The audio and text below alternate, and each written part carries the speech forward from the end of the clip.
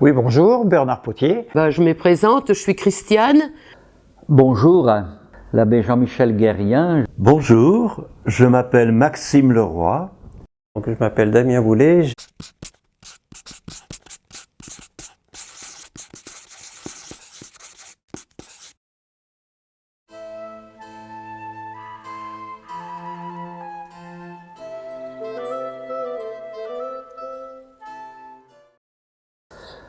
Bonjour, je me présente, l'abbé Jean-Michel Guérien, je suis prêtre du diocèse de Lille depuis 1978. Je suis l'un des 3 prêtres attachés au pèlerinage de Notre-Dame de la Marlière. Notre-Dame de la Marlière est un quartier de Tourcoing et il a eu cette chance, à partir du début du XVIe siècle, d'avoir un lieu de pèlerinage. Ce lieu de pèlerinage, à l'origine, c'est une statuette en bois, probablement polychrome, peinte, qui a été découverte dans un arbre à l'intersection des 3 chemins, des 3 routes qui vont de Tournai à Tourcoing, de Ypres à Tourcoing et de Armentières à Tourcoing. Très vite, une petite vénération a été faite autour de cette Vierge et quelques personnes ont commencé à prier autour de cette Vierge. Cette Vierge a subi un petit peu les assauts là, de la guerre qu'on appelle la guerre des Gueux, dans la deuxième moitié du XVIe siècle, où les troupes protestantes, qu'on a appelées les Gueux, étaient installées non loin de là et ravageaient un peu la région. Cette statuette a été, par miracle on pourrait dire, sauvée par un des paysans là, de la Marlière. La Marlière, c'est un lieu bas. Voilà, nous sommes à peu près à 25 mètres au-dessus du niveau de la mer. Tourcoing, le centre est à 45 mètres, un lieu bas, un lieu de marécage, d'où le nom de Marlière, marécage, endroit pauvre, où probablement que des petites gens, comme on dit, eh bien les petits paysans faisaient venir paître leurs moutons, leurs quelques chèvres dans cette région-là, de marécage.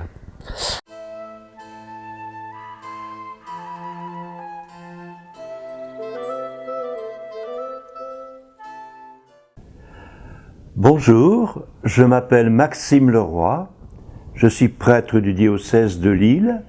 J'ai été ordonné en 1967, je ne suis pas tout jeune, j'ai 80 ans tout juste. Depuis l'âge de 75 ans, je suis prêtre aîné, c'est-à-dire que nous avons à cet âge-là remis nos responsabilités, mais nous continuons d'exercer notre ministère au service des communautés locales. Je suis natif de la Marlière, je suis né à la Marlière, mes parents y ont vécu, mes frères et sœurs aussi, nous étions une famille nombreuse. C'est là que j'ai été baptisé, que j'ai communié, que j'ai été confirmé. C'est là que j'ai célébré la première fois l'Eucharistie. C'est à la Marlière que j'ai découvert ma vocation à devenir prêtre un jour. Voilà, je suis heureux de pouvoir maintenant vous parler un peu de ce que représente pour moi ce sanctuaire Notre-Dame de la Marlière. Quelle est l'origine du sanctuaire de Notre-Dame de la Marlière? D'abord le nom, la Marlière. La Marlière, c'est un lieu-dit. Notre-Dame de la Marlière, c'est la Vierge d'un lieu-dit. Marlière est un vieux mot qui en picard, marlière ou marnière, signifie un terrain, un site composé de marne. La marne, c'est à la fois du calcaire et de l'argile. Lorsque le calcaire est prédominant, on a affaire à un terrain très sec. Par exemple, on le retrouve dans la Champagne pouilleuse de l'Aube et de la Marne précisément. Donc ça, c'est la Marne. Lorsque c'est l'argile qui est prédominante, à ce moment-là, nous avons affaire à un terrain beaucoup plus marécageux. C'est le cas chez nous. Donc on peut dire que Notre-Dame de la Marlière, c'est Notre-Dame des Marais.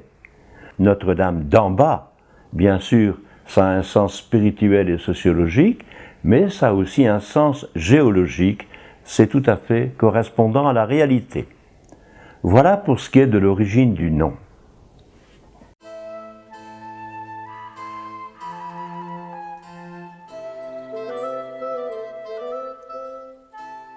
Je me présente, je suis Christiane, je suis native il y a 81 ans de la Marlière et depuis une dizaine d'années, je m'occupe d'ouvrir et de fermer les portes. Mais de toute petite que j'étais, je faisais partie d'une petite chorale, on appelait ça la petite chorale. Et puis j'ai toujours, à partir de l'âge de 7 ans, je suis venue chanter à la Marlière. Bon, Notre-Dame de la Marlière a été désignée par ce nom parce qu'on a pensé que la forêt qu'il y avait ici, elle était avec des marécages. Donc marne, marécage, voilà. On a aussi dit Notre-Dame Ollière. Et c'est un bûcheron qui, en traversant la forêt, a vu dans un tronc d'arbre une statue gravée. Et comme il a pensé que c'était une sorte de miracle, il a donc détaché cette statue. Il a détaché et c'était la première statue, elle était de chêne. Après, bon, les gens, comme c'était un grand carrefour, de Waterloo, Tourcoing, Menin, en Belgique, il y avait du passage ici. Et c'était un triangle. Ce coin était un triangle et les gens avaient l'habitude, en arrivant là, de prier devant cette statue qu'on avait accrochée à un arbre. Voilà, donc c'est ça qui a commencé dans les années 1500 et quelque chose. C'est ça qui a commencé le culte de Notre-Dame de la Marlière.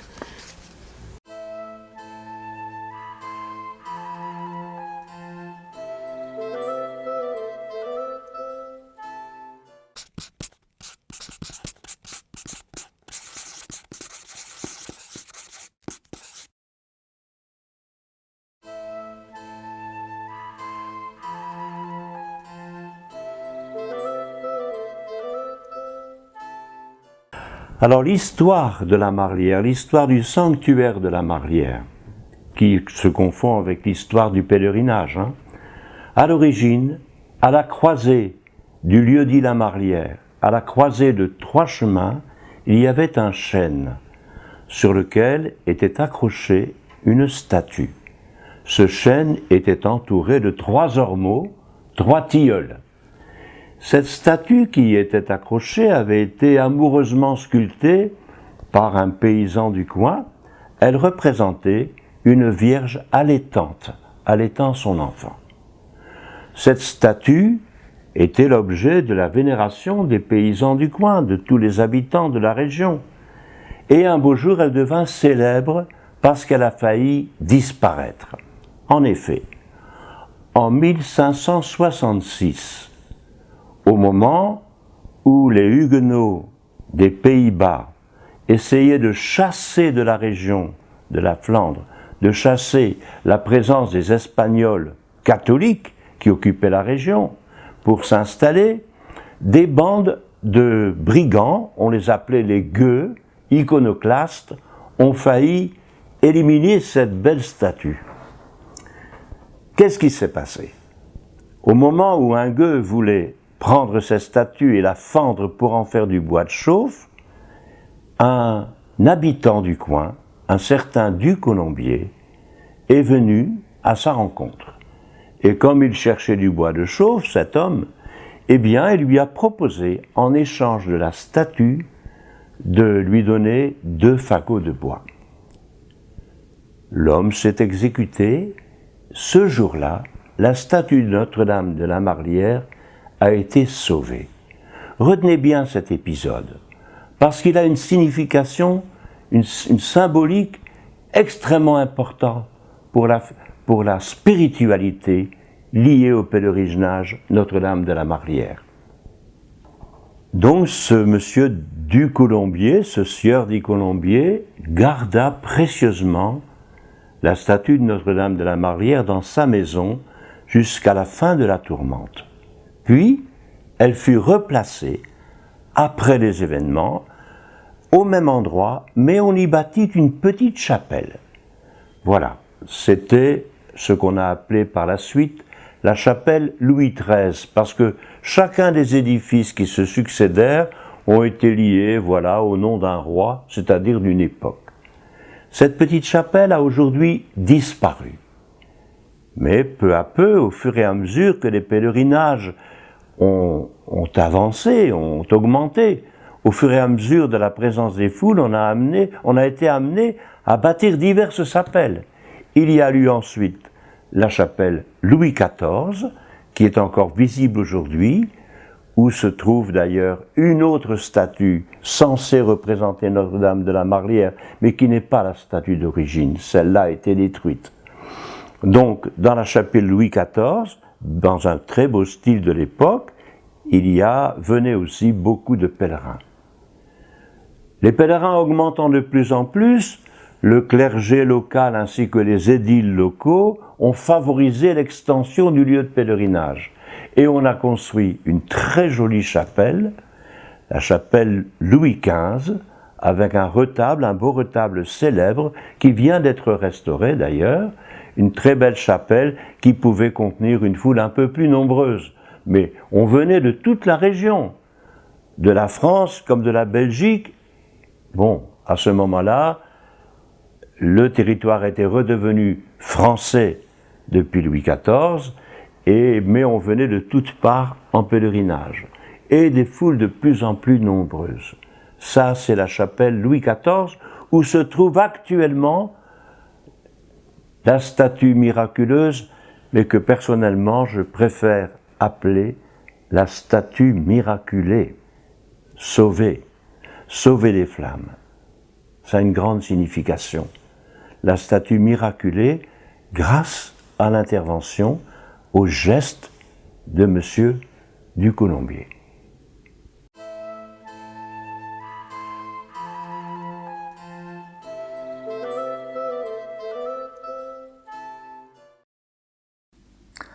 Au début du XVIIe siècle, on a construit une petite chapelle et ensuite, comme les gens venaient de plus en plus nombreux pour la prier, cette chapelle s'est trouvée petite, trop petite. On l'a abandonnée, là même je crois détruite, pour en créer une plus grande, dite la chapelle de Louis XIV. Ensuite, le pèlerinage se développant, sous Louis XV, on a construit une autre chapelle, mais tout en ne détruisant pas celle de Louis XIV. Ensuite arrive la Révolution française, 1789. L'église a été achetée par un homme de Tourcoing, qui en a fait un hangar pour entreposer du matériel ou d'autres choses, et le pèlerinage est à l'abandon. La statuette, on ne sait pas trop ce qu'elle est devenue, probablement qu'elle a été incendiée. Ensuite, une date importante, au moins à mes yeux, c'est 1804. Un prêtre originaire de Tourcoing est tombé gravement malade et il fait le pèlerinage à la Marlière en disant à Marie que s'il était guéri, eh bien, il offrirait une statue. Et en effet, ayant été guéri, il offre une statue que l'on appelle la statue de Marie Auxiliatrice, qui est mise dans la chapelle Louis XV, puisque l'antique statuette n'existe plus. En 1873, là aussi, le pèlerinage grossit, grandit, et on édifie une église octogonale sur le côté de la chapelle Louis XV. On transporte la statuette de Marie Auxiliatrice sur le grand autel, qui est de 1880, et ensuite une copie de l'antique statuette est mise dans la chapelle Louis XV sur le rétable. Ensuite, eh bien, le pèlerinage grandira tout au long des années, même pendant les deux grandes guerres. Mais après la guerre 39-45, il est nécessaire de à nouveau arranger, rénover les différentes chapelles, et à partir de 1950, les différents curés qui vont se succéder là à la Marlière, eh bien, vont s'y employer. La dernière rénovation aura été le retable de la chapelle Louis XV, qui, grâce à la mairie de Tourcoing, a été rénové et replacé en 2017.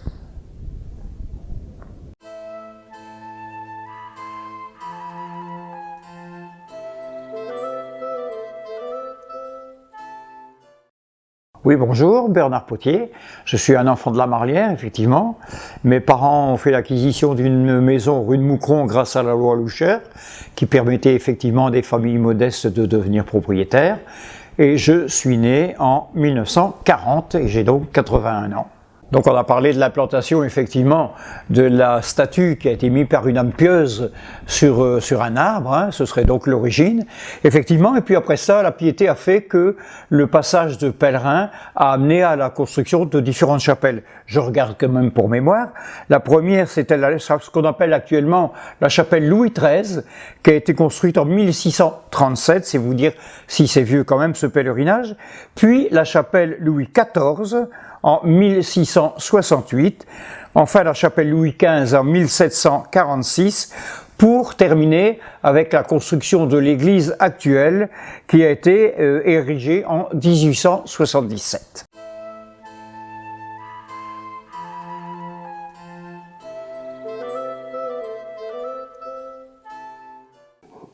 C'est au milieu du XVIe siècle. L'abbaye des territoires limitrophes, située sur Etrelot, est réclamée pour elle la Vierge de la Marlière. Tout est-il que, devant l'évêque de Tournai, le conflit fut tranché en faveur de Tourcoing, possesseur de fait. Dans la petite chapelle d'île de Louis XIV se trouve une peinture représentant un homme armé et singulièrement habillé, prêt à fendre de son épée une statue de la Marlière. Dans un lointain, un paysan portant un costume d'époque accourait un fagot à l'épaule. Ce tableau est la première image de Notre-Dame de la Marlière, arrachée à la profanation et conservée à la pitié des fidèles. Donc depuis le temps de Louis XIV. Cette statue est en chêne. La figure de Marie a cette expression douce et pieuse que nos pères aimaient à trouver dans la Madone. L'enfant Jésus sourit à sa mère.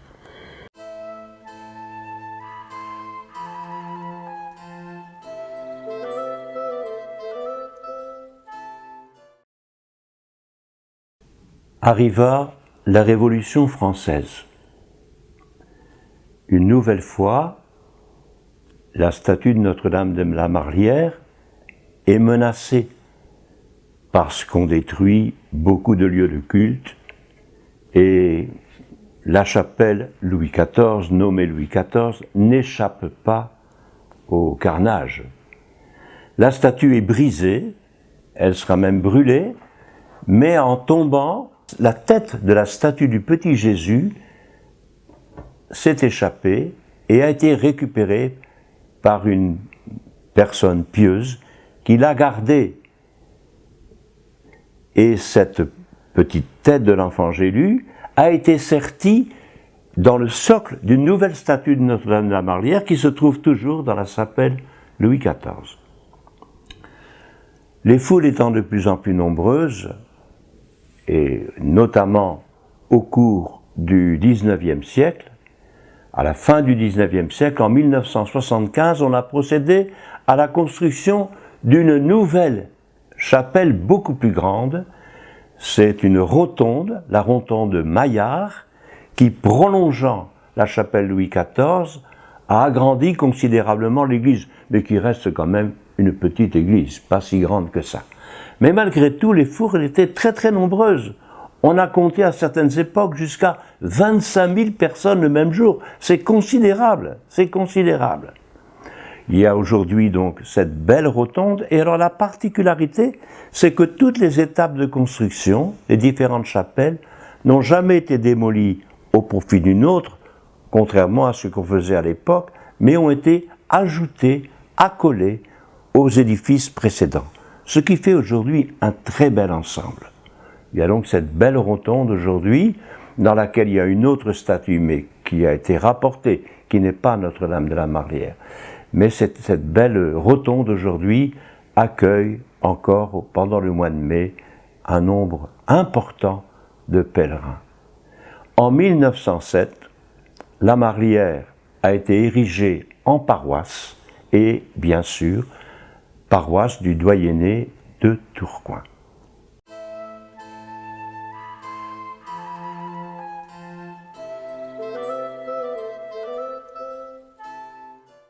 Voilà, donc la grande église actuelle étant installée, effectivement, la bénédiction a lieu en 1877, la première pierre étant posée en 1875.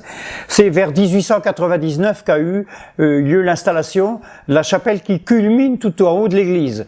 La légende dit qu'elle a été placée, tournée vers la Belgique, et qu'ensuite elle s'est retournée vers la France. Ceci est la légende. La réalité, c'est probablement que les ouvriers l'avaient installé temporairement et l'auraient mis en place après.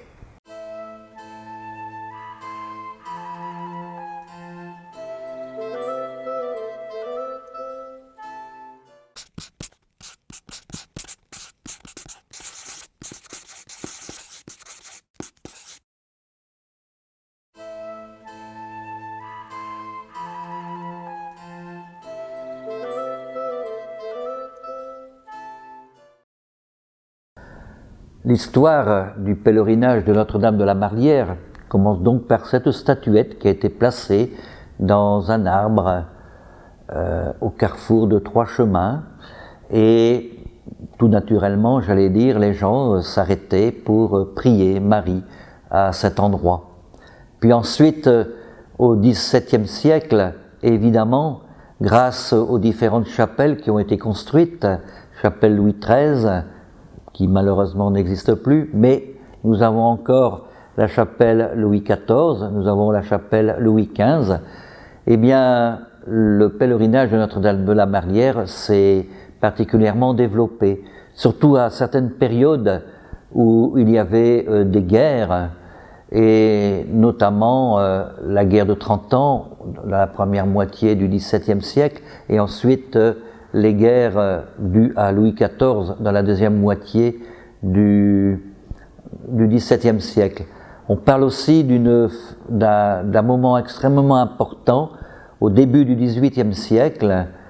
Une famine sévissait très très fortement à Tourcoing, et le clergé ainsi que les fidèles ont fait une grande procession et des prières et des neuvaines à Notre-Dame de la Marlière, et l'année suivante, la raconte a été extrêmement abondante. Cela avait marqué beaucoup les gens de cette époque-là. Ensuite, il y a eu cette guérison miraculeuse du prêtre qui habitait Tourcoing, qui était originaire de Tourcoing, et qui a été guéri de façon un peu miraculeuse, on peut le dire, et qui avait offert cette statue de Notre-Dame auxiliatrice. Cela, bien sûr, a donné un essor extrêmement important à ce pèlerinage tout au long aussi du XVIIIe siècle. Il y a eu malheureusement l'interruption pendant 1789, la Révolution française, mais qui a très vite repris au début du XIXe siècle. Et on peut dire que tout au long du XIXe siècle, le pèlerinage a grandi, les gens venaient prier Marie, essentiellement pour les difficultés, les épreuves qu'ils rencontraient, notamment en famille, notamment par rapport aux enfants. Et une petite tradition a commencé à naître là, que Marie exauçait spécialement les problèmes, les difficultés, les épreuves en direction de la santé des enfants. à tel point que en 1800, donc vers la fin du 19e siècle, 1875-1880, l'église octogonale a été construite et on a des preuves que des grandes processions, des grands pèlerinages se faisaient, notamment au mois de mai, vers la Marlière. Ensuite, bien sûr, le XXe siècle, les pèlerinages ont continué. Il y a eu, c'était plus difficile pendant les deux grandes guerres, 14-18, 39-45. Mais on peut dire que jusque dans les années 80, eh bien, beaucoup de monde venait prier Marie. Je pense que tous les Tourquenois, dans leur ensemble, avaient à cœur, au mois de mai, de venir prier Marie, de prier Marie surtout pour les santé, des difficultés dans les familles, et jusque à peu près dans les années 60.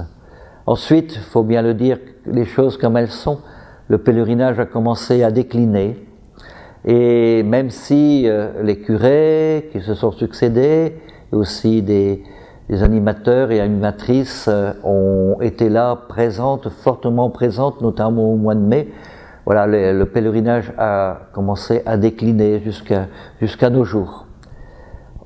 De nos jours, eh bien, nous essayons, les trois prêtres que nous sommes là, de raviver un peu la ferveur de ce pèlerinage, notamment les dimanches du mois de mai, où nous invitons des personnes à venir témoigner de leur foi, témoigner de leur amour de Marie, témoigner aussi des miracles que Marie opère dans leur vie.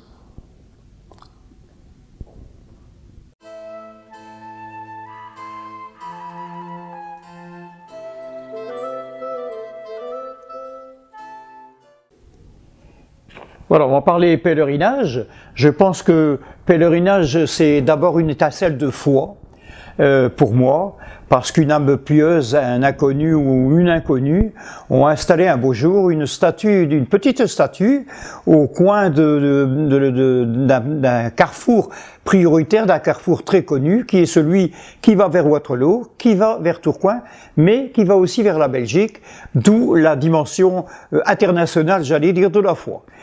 Cette personne a donc installé effectivement cette petite statue sur un arbre, et la piété a fait que les gens sont passés un petit peu à la fois, de plus en plus souvent, jusqu'à l'aménagement de différentes chapelles qui nous ont menés à la chapelle actuelle que l'on connaît. Alors, on vient de regarder un petit peu les dates concernant, j'allais dire, l'évolution pratique et matérielle de ce pèlerinage. Sur un plan spirituel, eh bien, effectivement, grâce à cette petite statue qui a été implantée, les pèlerinages se sont multipliés, au point où, pour finir, le doyen de l'église Saint-Christophe a accordé à la Marlière le droit de célébrer des messes, d'abord une fois par an, puis ensuite une fois par mois, et enfin l'autorisation de célébrer les messes tous les jours à l'église de Notre-Dame de la Marlière. Personnellement, j'ai des souvenirs effectivement de jeunesse sur ces pèlerinages très importants où il y avait des montagnes de vélos à l'entrée de l'église. Il fallait faire la circulation extérieure pour les voitures sur l'ancien terrain du patronage, mais aussi la circulation intérieure, puisqu'à l'époque, il y avait encore la vénération de l'Arlique qui pouvait durer tout un après-midi, entrecoupée par la célébration de salut. Et donc, nous faisions une chaîne humaine pour organiser un circuit rotatif autour de l'église pour éviter les bouchons.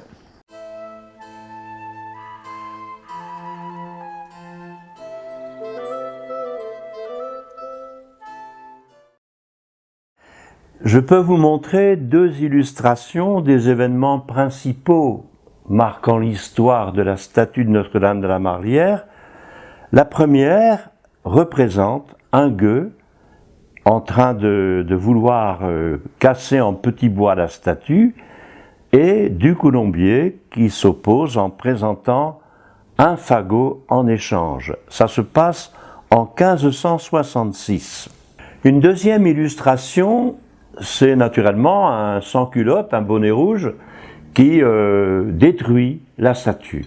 Alors, ça se passe en 1793, juste au moment des les moments les plus durs de la Révolution française, pratiquement au moment de la Terreur, et on voit la statue en train de brûler, mais évidemment on ne voit pas la petite tête du petit Jésus qui a été préservée, qui a été recueillie par une bonne âme.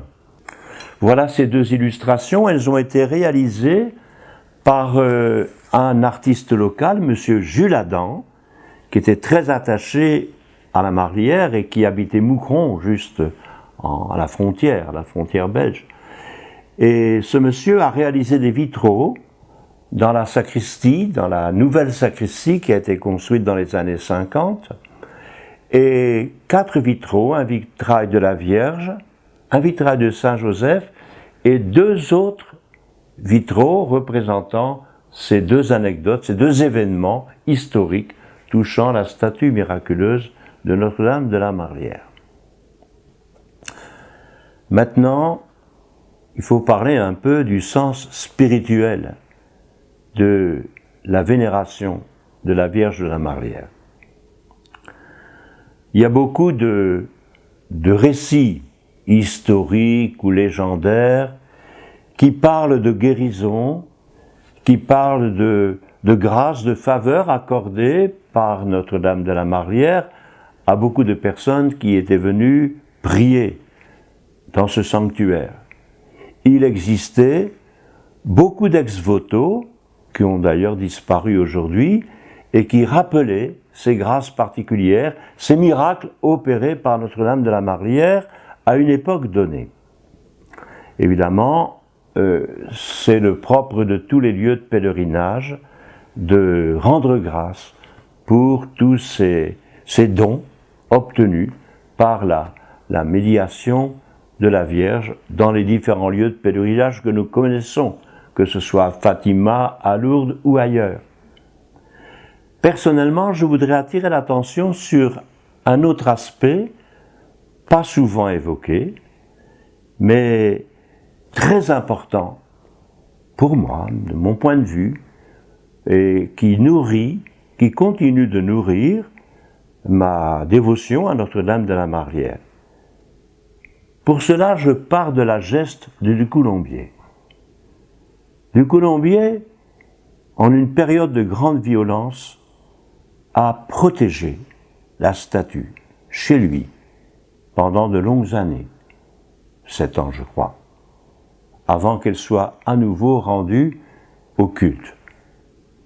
C'est symbolique, évidemment. Dans ces temps de grande violence, un homme, un marlitchin comme on dit, un habitant du coin, a voulu garder intact, a gardé chez lui un lieu de la tendresse de Dieu au milieu de cette violence. Il a voulu garder ce symbole de la Vierge Marie qui symbolise toute la tendresse de Dieu au cœur de sa maison, au cœur de ce hameau. Garder intact chez nous un lieu de tendresse, un lieu de la tendresse de Dieu au milieu de la violence. Et je ne peux pas m'empêcher de penser, en parlant de cette dimension spirituelle du pèlerinage, je ne peux pas m'empêcher de penser à cette jeune juive hollandaise, Etty Hillesum, qui pendant toute la période nazie a été un témoin extraordinaire de la tendresse de Dieu. Etty Hillesum, dans son camp où elle était internée de Westerbork, a eu ces paroles qu'on trouve dans son journal qui a été récupéré. Plus j'avance, plus je pense, mon Dieu, que tu ne peux rien faire pour nous, que tu ne peux pas intervenir en notre faveur. Mais nous pouvons quelque chose pour toi. Nous pouvons garder vivante en nous la demeure de ta présence. Et ce faisant, non seulement nous nous aiderons nous-mêmes, mais nous aiderons aussi tous ceux qui souffrent aujourd'hui. Gardez vivant en nous une demeure pour la tendresse de Dieu. Cela nous donnera le courage, cela nous donnera la force pour pouvoir lutter contre la violence, toutes les formes de violence.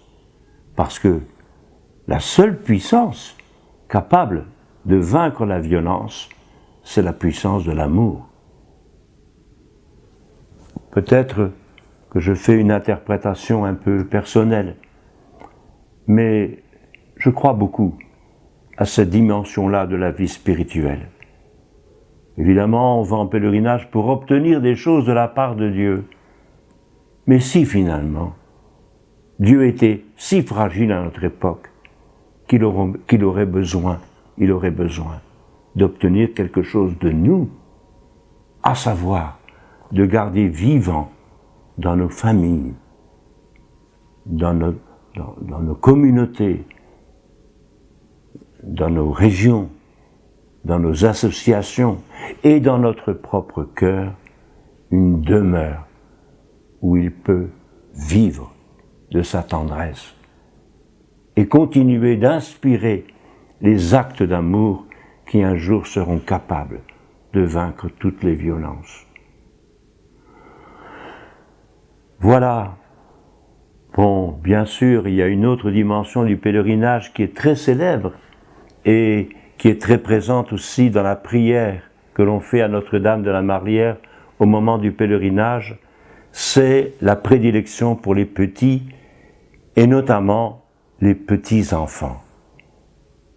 Beaucoup d'enfants qui avaient de la difficulté à apprendre à marcher, ont fait leurs premiers pas dans la chapelle Notre-Dame de la Marlière, dans les allées qui contournent la rotonde de la chapelle de Notre-Dame de la Marlière.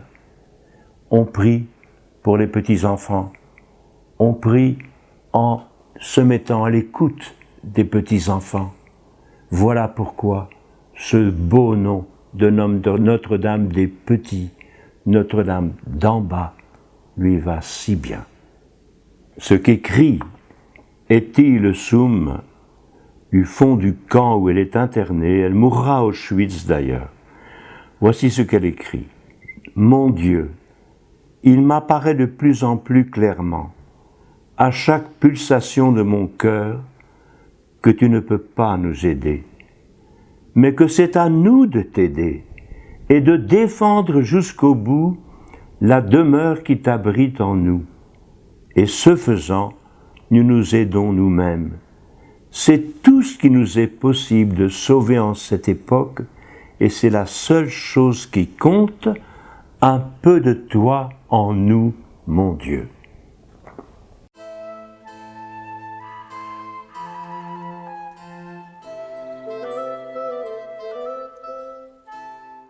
Voilà, certaines personnes questionnent un petit peu les habitants de la Marlière, les habitués, j'allais dire, de ce pèlerinage, en disant « Y a-t-il eu des miracles à la Marlière ?» Moi, personnellement, ce mot miracle me revient pas très bien. Je préfère dire « Y a-t-il eu des grâces ?» Et Dieu sait s'il y a eu de nombreuses grâces qui ont été accordées à la Marlière. Pour certaines, les gens ont témoigné. Ils nous ont raconté dans des entretiens personnels tout ce qu'ils avaient pu obtenir sur un plan de personnel, de santé et autres à Notre-Dame de la Marlière.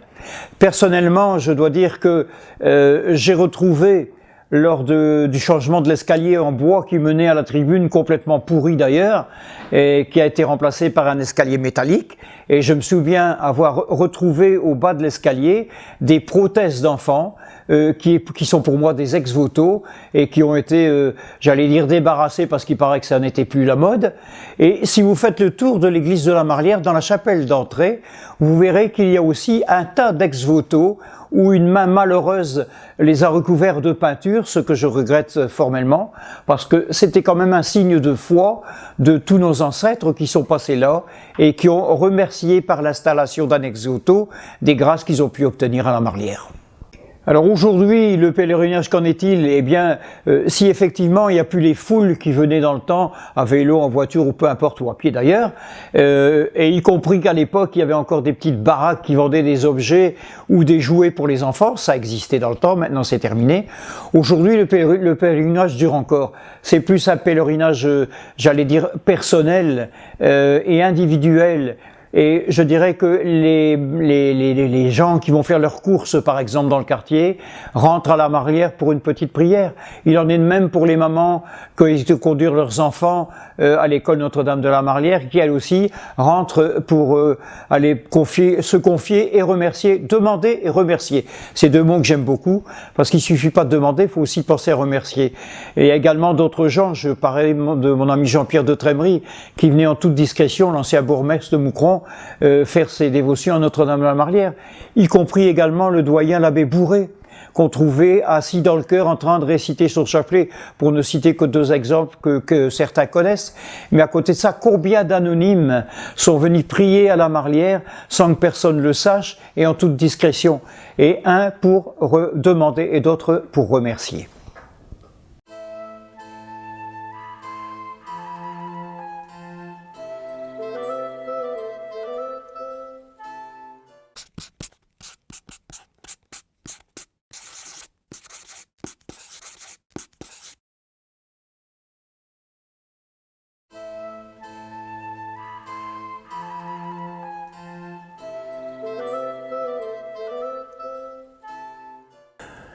Maintenant, il faut parler un peu du sens spirituel de la vénération de la Vierge de la Marlière. Il y a beaucoup de récits historiques ou légendaires qui parlent de guérison, qui parlent de grâce, de faveur accordée par Notre-Dame de la Marlière à beaucoup de personnes qui étaient venues prier dans ce sanctuaire. Il existait beaucoup d'ex-voto, qui ont d'ailleurs disparu aujourd'hui, et qui rappelaient ces grâces particulières, ces miracles opérés par Notre-Dame de la Marlière à une époque donnée. Évidemment, c'est le propre de tous les lieux de pèlerinage de rendre grâce pour tous ces dons obtenus par la médiation de la Vierge dans les différents lieux de pèlerinage que nous connaissons, que ce soit à Fatima, à Lourdes ou ailleurs.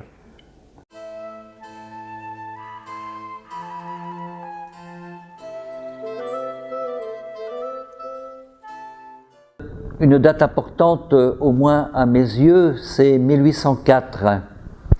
Un prêtre originaire de Tourcoing est tombé gravement malade et il fait le pèlerinage à la Marlière en disant à Marie que s'il était guéri, eh bien il offrirait une statue. Et en effet, ayant été guéri, il offre une statue que l'on appelle la statue de Marie Auxiliatrice, qui est mise dans la chapelle Louis XV, puisque l'antique statuette n'existe plus.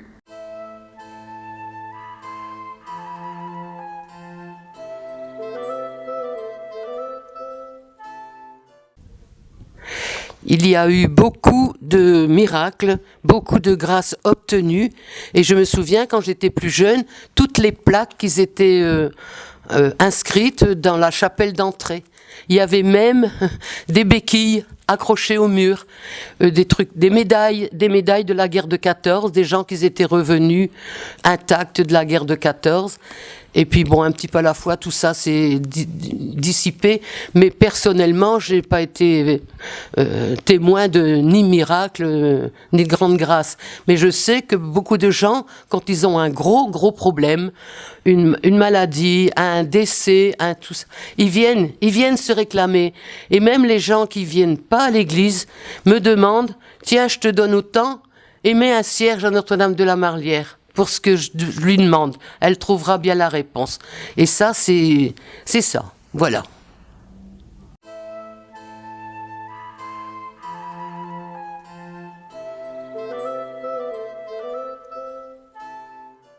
Voilà, pour la petite histoire pratique également, vous vous doutez qu'un sanctuaire, un lieu de pèlerinage génère des recettes et des dons d'ailleurs pour les pèlerins. Ces dons ont été utilisés d'une manière intéressante quand même. Il faut savoir que grâce à cela, on a pu ériger un nouveau cercle qui a permis d'être un lieu de rencontre d'abord pour les gens de la paroisse, bien sûr, un lieu d'amitié, mais également pour accueillir les pèlerins dans le mois de mai essentiellement, puisque le mois de mai est certainement le mois le plus fort de pèlerinage, mais également tout au long de l'année, cette salle permet des rencontres et des partages d'amitié. Et l'ancien cercle, pour la petite histoire, a été, disons, aménagé en bourloire, jeu traditionnel de notre région, les bourloirs de Tourcoing d'ailleurs, qui étaient mis à l'inventaire complémentaire grâce à un de nos amis de jeunesse, Jacques Desmet, à qui il faut rendre hommage pour cette sauvegarde du patrimoine.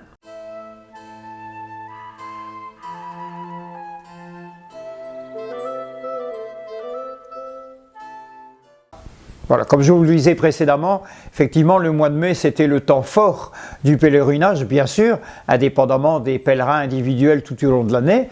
Et pour assumer la bonne marche de piété pour ce mois de mai, on accueillait un prêtre qui venait assurer les homélies et l'accueil d'ailleurs tout au long de ce mois, et également un père capucin qui venait en Bure et qui était à la chapelle d'entrée à la Marlière, pour ceux qui se souviennent, qui venait de la région de Pépaster, Verviers, et qui restait à la Marlière tout au long de ce mois de mai.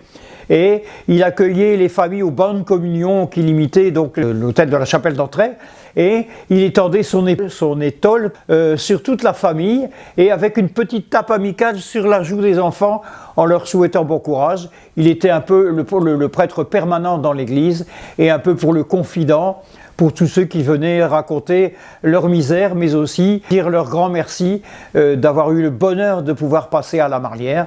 Donc pour ceux qui s'en souviennent, c'était le père Zéphirin. Voilà, il resterait à rajouter effectivement qu'après le prédicateur et le père Zéphirin, on avait la chance d'avoir pratiquement un évêque qui venait tous les dimanches, un évêque différent qui venait tous les dimanches assumer le service de pèlerinage, y compris Monseigneur Desmet, qui venait évidemment de Belgique pour ceux qui le connaissent.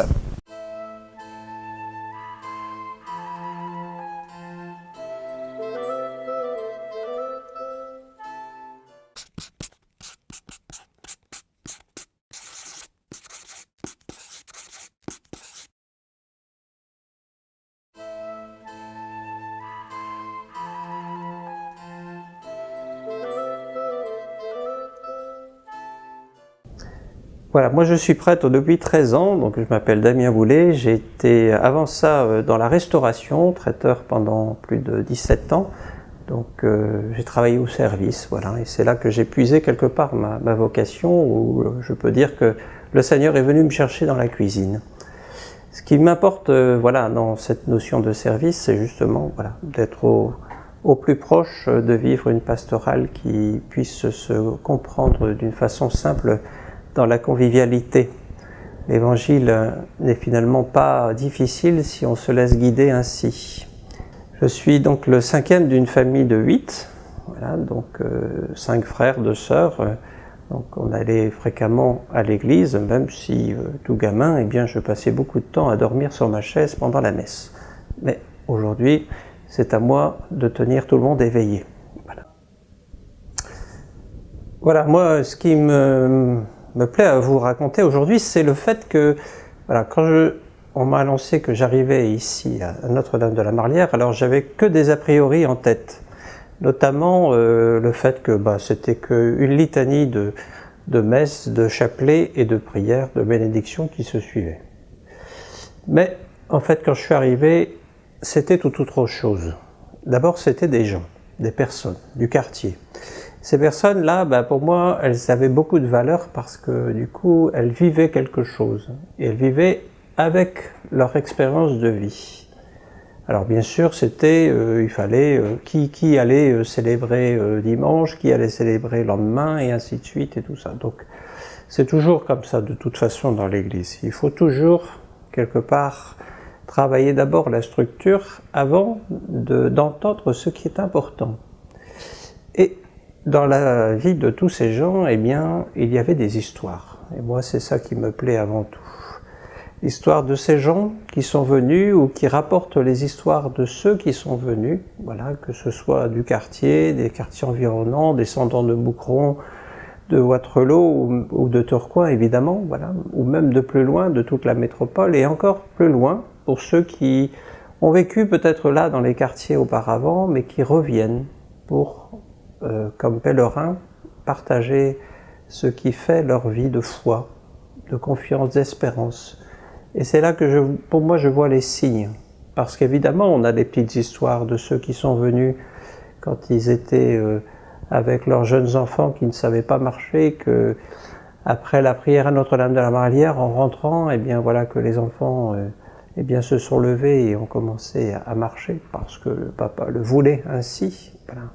Non pas des miracles, mais pour moi des signes d'une vie vécue et qui s'est forgée dans la prière et la foi de ces personnes, à travers cette confiance, cette espérance qui était nécessaire à leur vie, et qui sont en soi pour nous d'être les récepteurs de tout cela, et en même temps des émetteurs, de pouvoir porter le témoignage plus loin à ceux et celles qui arrivent par la suite.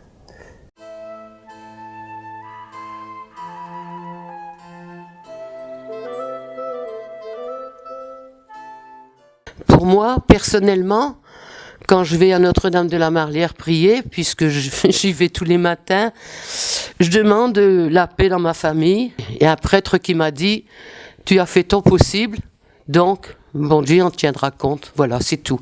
Mais quand je vais à Notre-Dame de la Marlière, je prie tous, particulièrement pour mes enfants, mes petits-enfants et mes arrière-petits-enfants maintenant.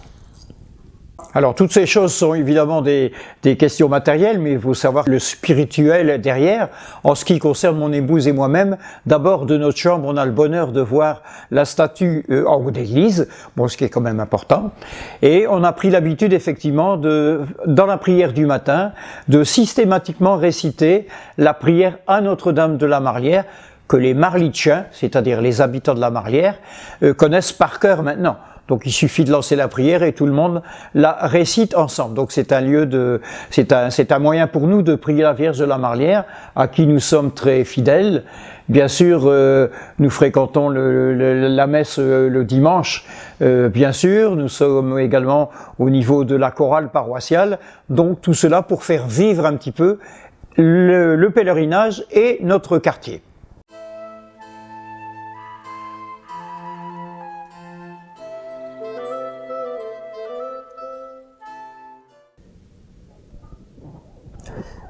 Pour nous, la prière, elle se forge surtout dans l'écoute de toutes ces personnes. Voilà, on est ici dans des quartiers populaires où beaucoup de personnes sont des gens simples en soi. Ils n'ont pas beaucoup de vocabulaire, mais ce qu'ils nous partagent est primordial. On va vite à l'essentiel. Et de vie, bien sûr, chahutée, avec beaucoup de choses qui ont besoin d'être accompagnées. Et c'est là que l'écoute est primordiale. L'écoute et le discernement. Discerner pour pouvoir accompagner tranquillement. Voilà, ça ne demande pas finalement beaucoup de retours par la suite, mais ils reviennent de toute façon d'année en année, et pour certains ils sont là de façon vraiment permanente. Ce qui est au cœur pour moi, c'est aussi la parole de l'Évangile. Cette parole qui nous invite, nous, ministres et écoutants du pèlerinage, à pouvoir aider ces gens. Cette parole, c'est celle de l'Évangile de Jésus-Christ en Saint Luc, au chapitre 11, les versets, je me rappelle, 27 et 28. Donc c'est une dame dans la foule qui déclare « Bienheureuse celle qui l'a enfantée, qui l'a allaitée ». Et Jésus qui répond plutôt « Heureux ceux qui écoutent la parole et qui la gardent ». Là, bien, je crois que ce que Jésus veut dire, ce n'est surtout pas de dénigrer sa maman, Marie, la Vierge Marie, mais de la montrer comme le modèle de notre Église, d'être écoutant à sa manière, de méditer les choses dans son cœur, comme on l'entend dans l'Évangile, et de les porter plus loin, vers d'autres. Cette parole, eh bien, voilà, elle forge finalement tout le pèlerinage. Et souvent, à la suite de l'annonce de cet évangile, en fin de célébration, nous prenons le livre de la parole de Dieu. Et nous avons choisi un geste simple en soi, c'est d'imposer le livre de la parole sur chaque personne qui vient en procession, pour qu'ils puissent accueillir cette parole à leur tour et en vivre surtout, voilà. Et d'en être aussi, quelque part, les porteurs dans la foi, bien au-delà d'eux-mêmes. Je crois que chaque diacre, chaque prêtre reçoit justement à l'ordination l'évangéliaire, voilà, dont il est ce récepteur et aussi l'émetteur pour pouvoir transmettre la parole tout au loin, la proclamer à toutes ces personnes et celles des baptisés qui viennent pour bâtir ce chemin avec Dieu. En arrivant cette année-là à la Marlière, on avait un chemin tout tracé, c'était en 2016. C'était justement l'année de la miséricorde que le pape François avait proposé à toute l'Église. Et donc notre archevêque ici à Lille avait proposé que le lieu, donc le sanctuaire Notre-Dame de la Marlière, soit un lieu où les pèlerins puissent passer pour vivre la démarche de conversion à la miséricorde de Dieu. Donc ça a été la première année, c'était une année bien bienveillante pour nous tous, voilà, pour redonner une dynamique à notre pèlerinage. L'année suivante, on a réfléchi, parce que c'est chaque fois tout un mois où on doit être présent pour porter cela. Donc on construisait d'une semaine à l'autre une thématique qui se développait. Donc l'année suivante, on était en lien avec le synode des familles, donc on a pu travailler d'une façon intéressante. L'année d'après, on a travaillé la fraternité, combien des sujets qui sont toujours permanents dans notre Église. Et puis sont arrivées bien sûr les difficultés des situations, mais juste avant, l'année précédente, en 2019, on a pu travailler serviteur. Qu'est-ce que c'est qu'être un serviteur dans l'Église? Et notamment donc auprès de Marie.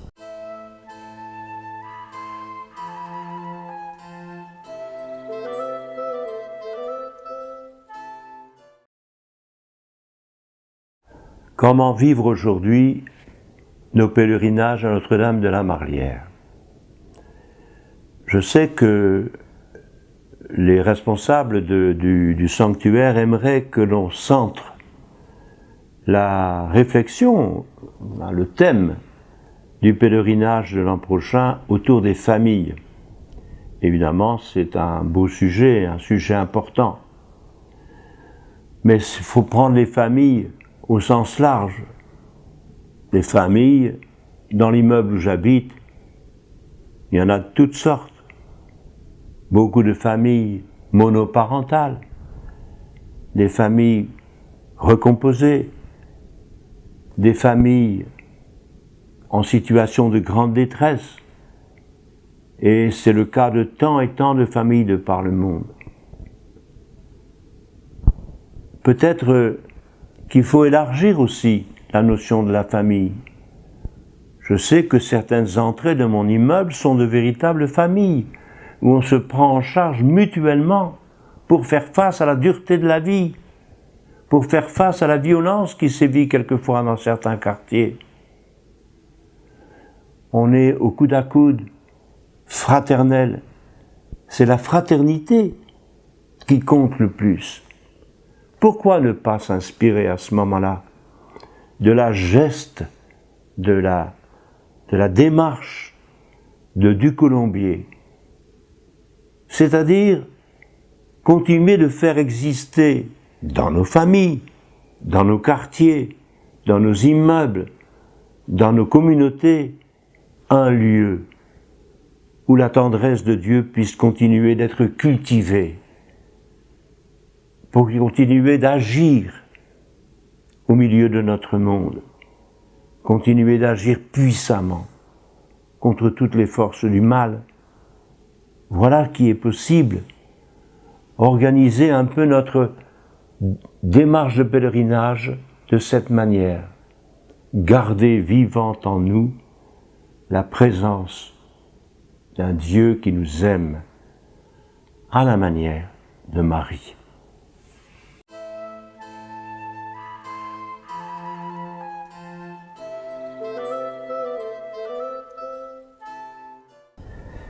l'année du Covid nous a empêchés de vivre cette année d'être pèlerins, mais on l'a reproduit donc l'année dernière, qui nous a permis d'approfondir qu'est-ce que c'est qu'un pèlerin finalement dans notre chemin de vie avec le Christ sur les chemins avec Marie, avec Joseph, que nous fêtons également cette année. Depuis quelques semaines, on réfléchit à notre prochain pèlerinage du mois de mai donc 2022, qui sera autour Allez dire, en lien bien sûr avec les autres sanctuaires de France et d'ailleurs. Allez dire, cette parole de la Vierge Marie à la petite Bernadette. Et on l'a concrétisé, nous, autour du mot témoigner. Voilà, c'est notre schéma, on travaille là-dessus, on n'a pas encore finalisé toutes les choses, mais pour nous, témoigner, ça devait se faire d'une manière sociale. Donc on cherche quelque part à sortir aussi donc, du sanctuaire pour aller témoigner à gauche, à droite, dans les quartiers. On verra comment on pourra le construire. Donc peut-être avec des disciples missionnaires ou de l'être, de le devenir encore davantage. Donc des missionnaires qui pourraient venir nous aider aussi à vivre cela. Voilà notre démarche actuellement, donc que nous essayons de réfléchir dans l'esprit de ces mois-ci. Voilà, merci.